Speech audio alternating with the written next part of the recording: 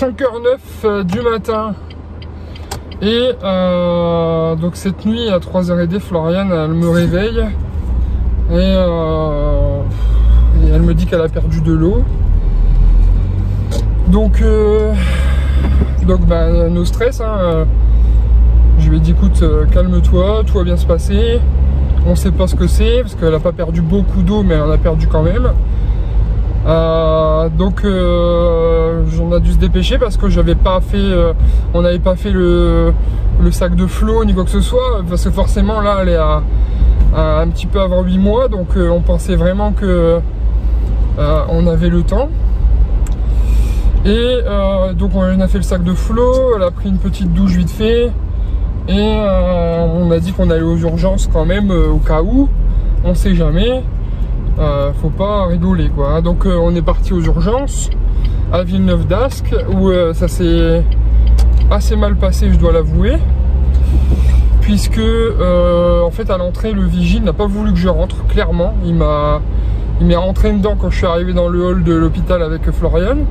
Voyant Floriane un peu stressée et prêt à pleurer etc, je suis monté dans les tours directs avec le gars.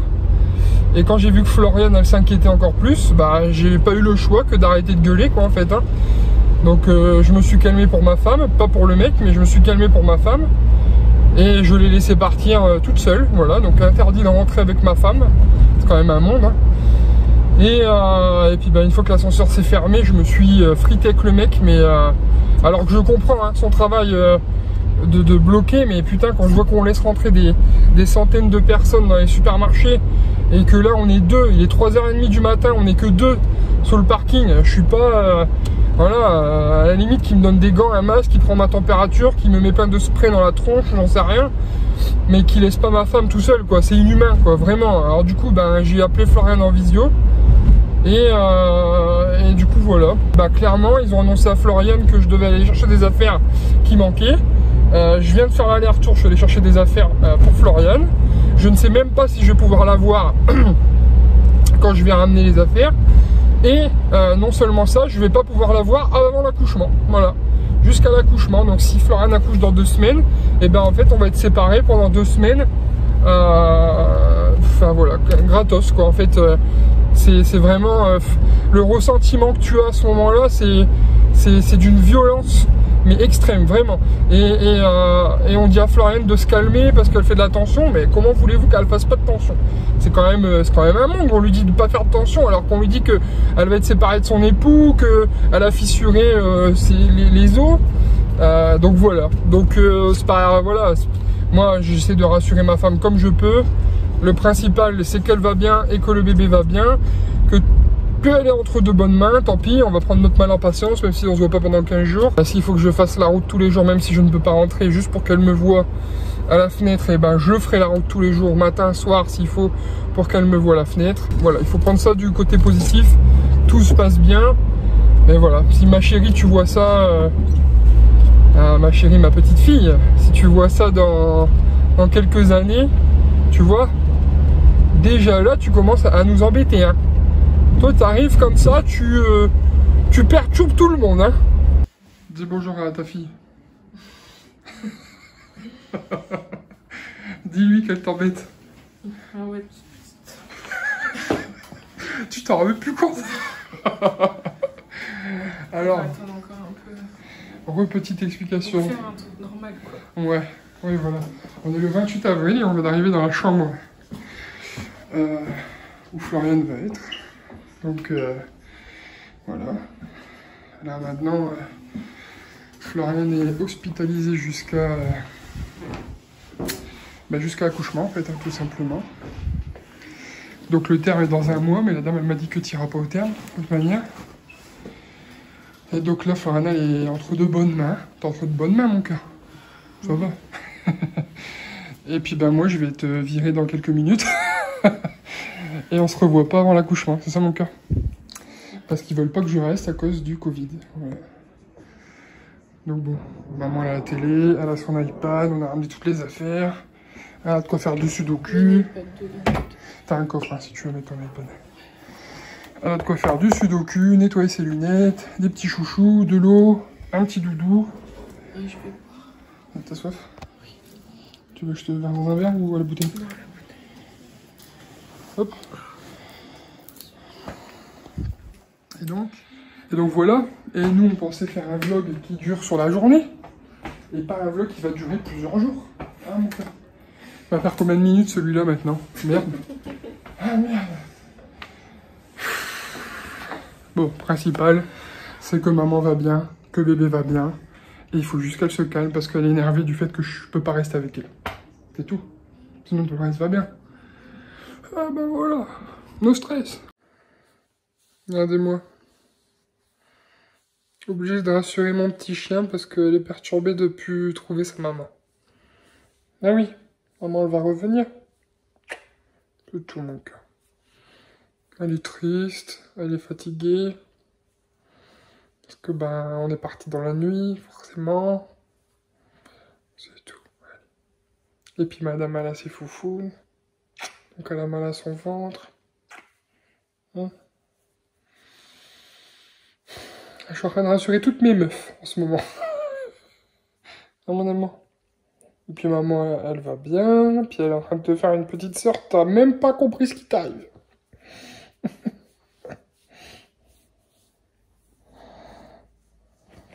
Non, mon super gros câlin. Gros câlin, moustache de phoque. Gros nez. Oh!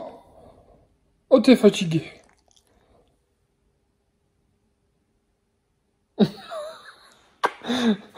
Grosses oreilles. Et là, petite babine. Oh! Petite babine retournée. Monte tes féroces. Oh, t'es chien féroce, toi.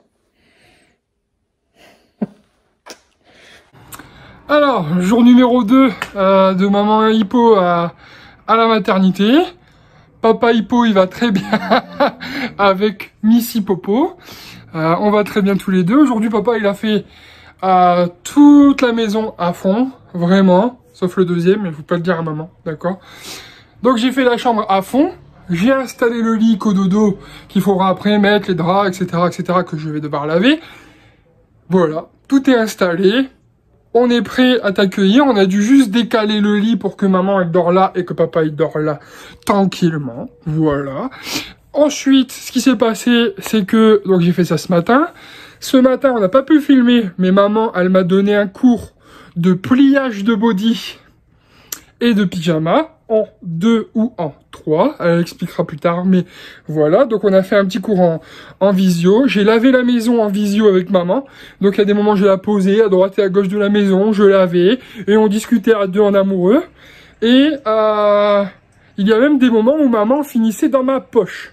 Hein, alors, si tu m'entends un jour dire hey, « tais-toi, toi, je te mets dans ma poche sinon tu comprendras.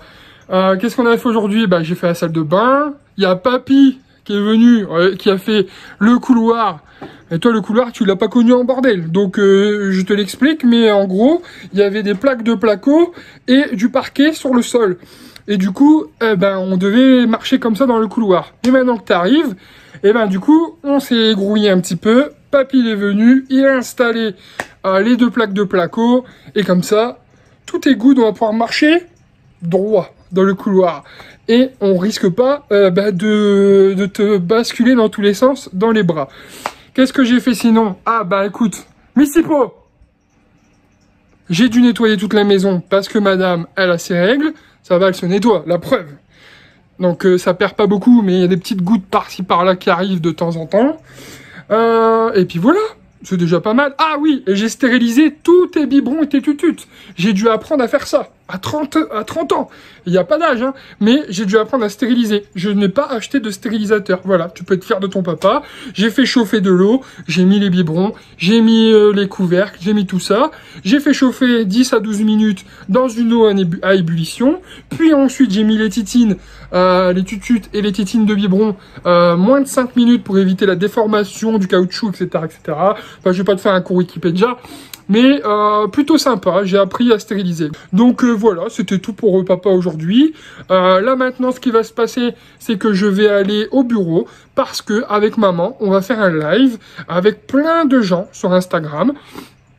Peut-être qu'Instagram ça n'existe plus à ton époque, je ne sais pas. Mais voilà, papa il rajoute des manières parce qu'il fait rire un peu tout le monde en ce moment, qui vont voir la vidéo au moment où je vais la publier. Toi tu la verras dans plus longtemps. Donc tu vas dire, bah papa, pourquoi tu fais autant de manières? Mais parce que tu comprendras que c'est pas ma manière naturelle de parler. Et donc, voilà, c'est le côté rigolo de la chose. Voilà. Donc on va faire un live sur Instagram pour rassurer un petit peu tout le monde, et comme ça ils auront des nouvelles de maman, ils auront des nouvelles de toi, parce qu'ils s'inquiètent un petit peu, parce que c'est pas normal d'aller à la maternité avant 8 mois. Donc voilà, je crois que tu sais tout maintenant. Donc je vais te laisser, on va aller se préparer, et puis voilà, je te fais des gros bisous ma fille, même si tu me vois dans très longtemps, mais je te fais des gros bisous qui voyagent à travers le temps, et qui viennent jusqu'à toi. De mieux en mieux, on me dit, vous avez pas pris vos sangles par hasard? Je dis, bah en même temps, on m'a pas dit de les prendre, je peux pas le deviner. Donc déjà, je me tape le truc toute seule, je dois me démerder, et on me dit même pas de prendre les sangles. Super. Bon, on a connu mieux comme, comment on peut dire, comme façon de voir, de se filmer plutôt. Mais là, je suis en monito avec le truc du bébé juste là. Pourquoi? Et pas dans ma chambre. Déjà, je suis aux urgences. Parce qu'en fait, cet après-midi, on a fait un live avec Chris sur Insta pendant 2h30.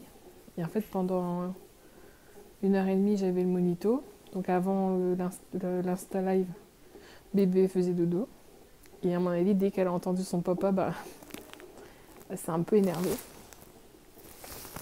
Elle a vraiment fait beaucoup de bordel. En fait, son cardio, enfin son truc, il faisait vraiment des grosses vagues, alors qu'au début, il était tout petit.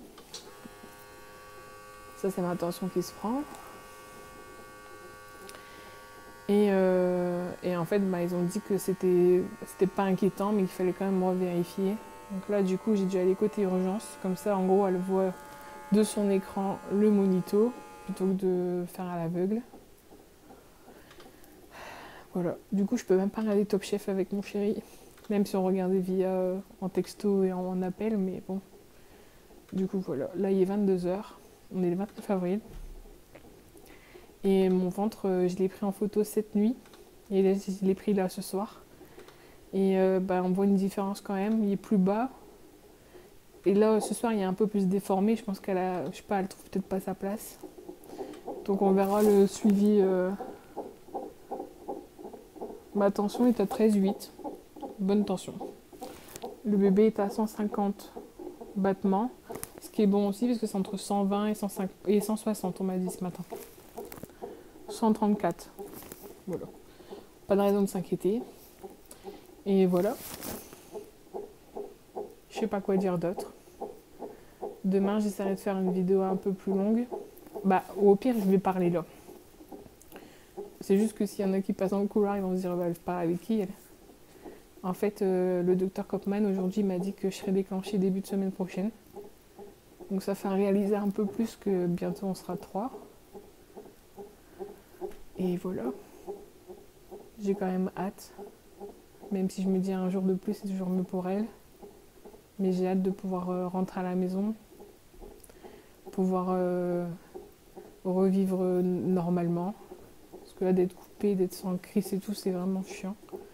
En vrai, c'est ça, les gens, ils ont un peu de mal à comprendre que d'être hospitalisé avant 8 mois, je m'en fous complètement. En vrai, j'aurais été hospitalisée à 6 mois, ça m'aurait fait chier, mais c'est pas grave. Je le fais pour le bébé et uniquement pour le bébé. Mais de ne pas avoir Chris, en vrai, c'est ça qui me dégoûte le plus. Et les autres gens de la famille aussi, hein. Genre les parents et tout, mais surtout Chris. En vrai, si je devais choisir qu'une personne, ça serait lui que je dirais bien. Même 1 heure. Mais bon, voilà. Donc je vais faire le monito et au pire, je filmerai tout à l'heure quand je rentrerai dans la chambre.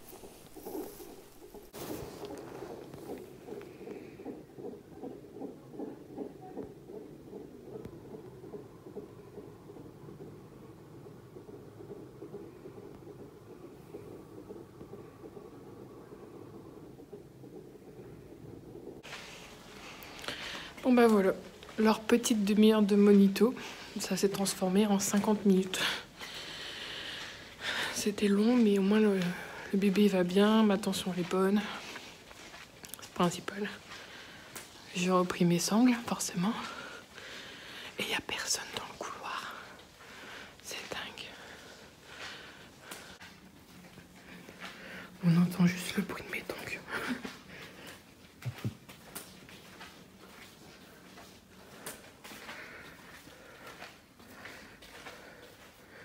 Et tout à l'heure, il y avait un bébé qui pleurait là-bas.